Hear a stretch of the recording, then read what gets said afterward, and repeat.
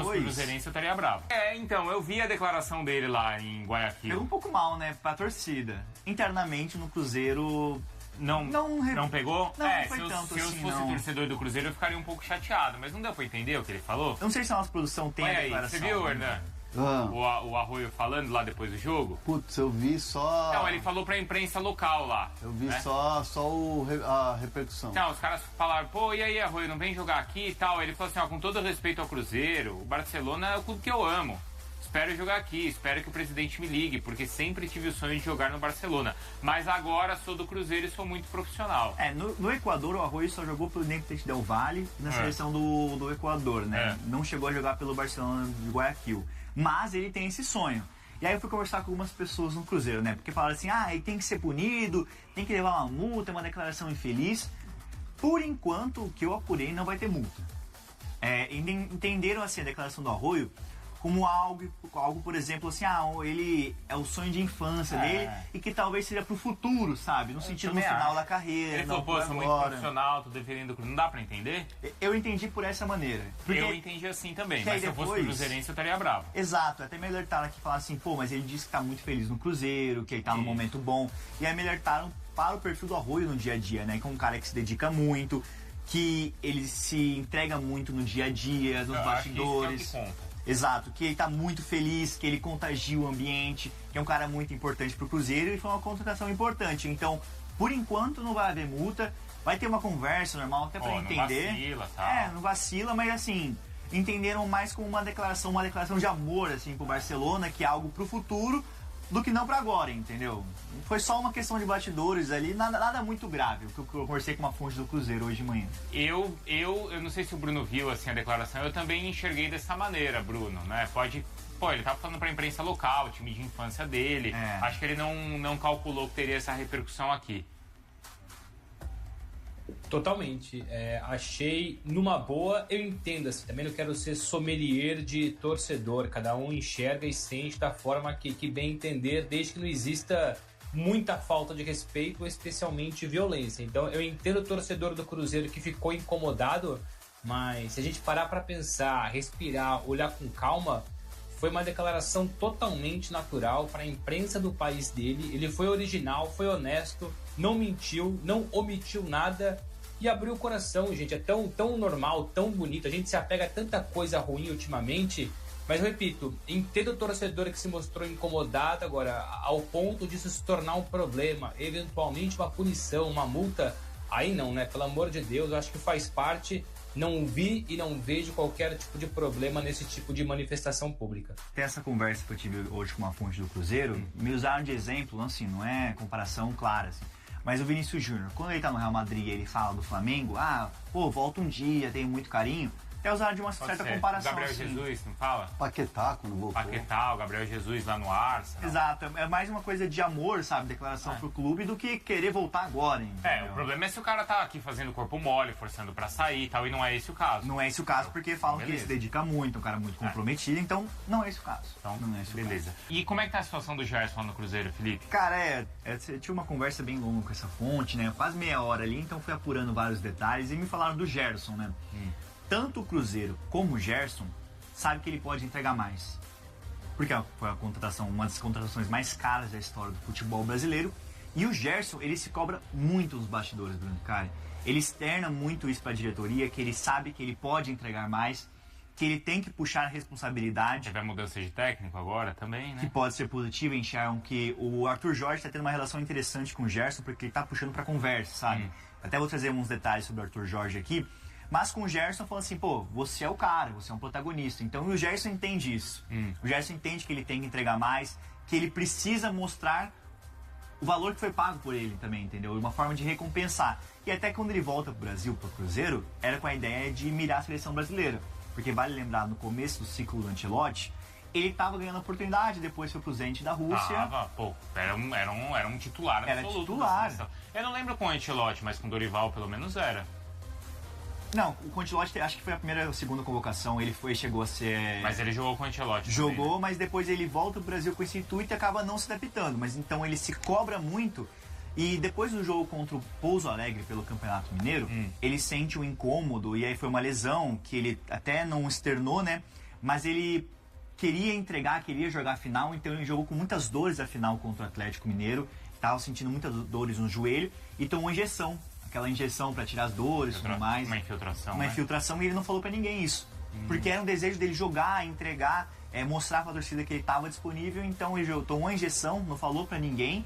Então a torcida do Cruzeiro, para entender como é a cabeça do Gerson, ele sabe que ele pode entregar mais, o Cruzeiro entende que ele precisa entregar mais também, até pelo valor que foi pago, mas ele está trabalhando para isso, trabalhando para reverter essa situação nos bastidores. E do Caio Jorge? O Caio Jorge? Não, Arthur Jorge. Arthur Jorge. O Caio Jorge tá bem. Tá, tranquilo. mas o Arthur Jorge também. Arthur Jorge tá bem, só que... Ganhou o jogo aí? Ganhou, só que foram 3 jogos e uma derrota, né? Pro São Paulo. São Paulo. Tá. Mas então ele ganhou do Vitória. Sim. Levou um ataque do São Paulo. Um ataque do São Paulo. Do Roger Machado, viu, Viola? Fica mais Roger Machado, Fala dele, Viola. E agora ele fica quieto, né? Tá quietinho.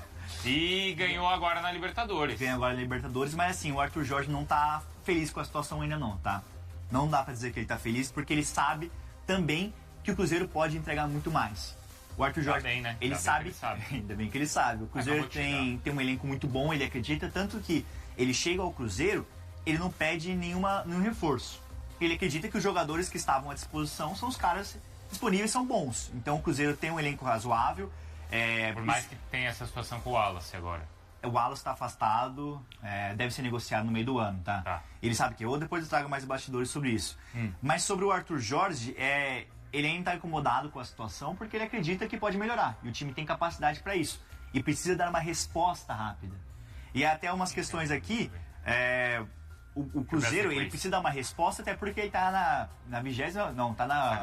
Ganhou um jogo só no Brasileiro. Exatamente. Penúltimo no Campeonato Brasileiro. É o Mirassol ainda que está atrás. Acho que é o Mirassol, né? Então o Cruzeiro está na penúltima colocação do Campeonato Brasileiro e eles entendem que essa situação do Brasileirão incomoda muito. Mas o Arthur Jorge está consciente, me passaram umas questões de bastidores ali, que ele tem um estilo paizão, mas aquele paizão que dá muita bronca, sabe? Que ele cobra muito, é muito rígido nos treinamentos, muito rígido com a questão física, muito rígido com a questão tática e principalmente com o horário. Me alertaram essa questão, que ele, com o horário, é um cara assim, é o estilo europeu, né? Tem que chegar antecipado no treino, tudo certinho. Então ele tem orientado muitos jogadores, buscado conversar, até como o Diniz no seu primeiro dia de Corinthians buscou individualmente conversar com os atletas, o Arthur Jorge, por diversas vezes, tem feito esse trabalho. Puxado esses lideranças do elenco, esses mais jovens, trazer para perto e aí agregar e mudar essa situação o mais rápido possível. É isso que me alertaram sobre o novo técnico da Raposa. Ele faz 3 jogos em casa agora, ó. Contra o Bragantino, domingo. Aí ele joga Libertadores contra a Universidade Católica, que perdeu o primeiro jogo do Boca, tem que ganhar da Católica agora. Perdeu em casa. Perdeu em casa, exatamente. Mas assim... E depois joga com o Grêmio. Esse grupo, que é considerado o grupo mais difícil e tal, pra mim é Boca e Cruzeiro? Boca e Cruzeiro, porque o Barcelona de Guayaquil seria pra mim pra fazer frente ao Cruzeiro. E cara, o Cruzeiro fez uma vitória.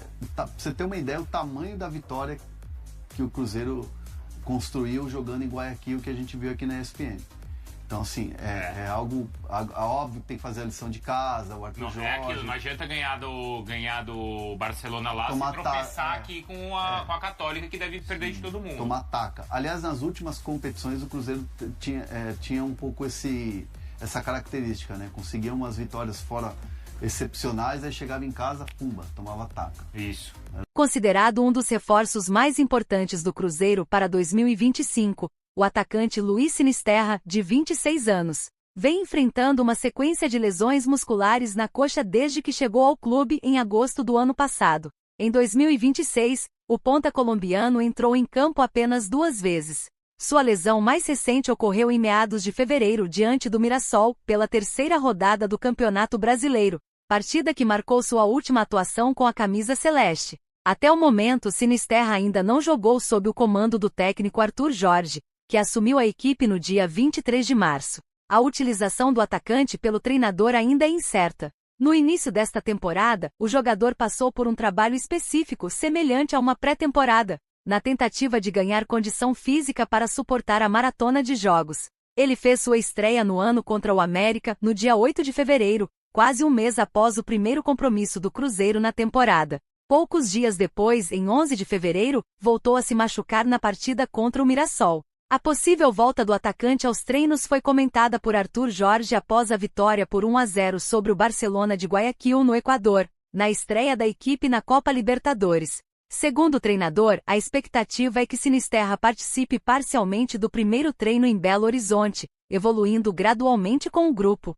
Para contar com o jogador, o Cruzeiro investiu 2,5 milhões de euros, cerca de 16 milhões de reais, pelo empréstimo. O contrato prevê a obrigação de compra de 50% dos direitos do atleta caso metas, não reveladas, sejam atingidas, o que exigiria mais 3,5 milhões de euros, aproximadamente 22,5 milhões de reais. Caso queira adquirir os outros 50%, o clube precisaria desembolsar mais 5 milhões de euros, cerca de 32 milhões de reais, totalizando uma operação de 11 milhões de euros, 69,8 milhões de reais.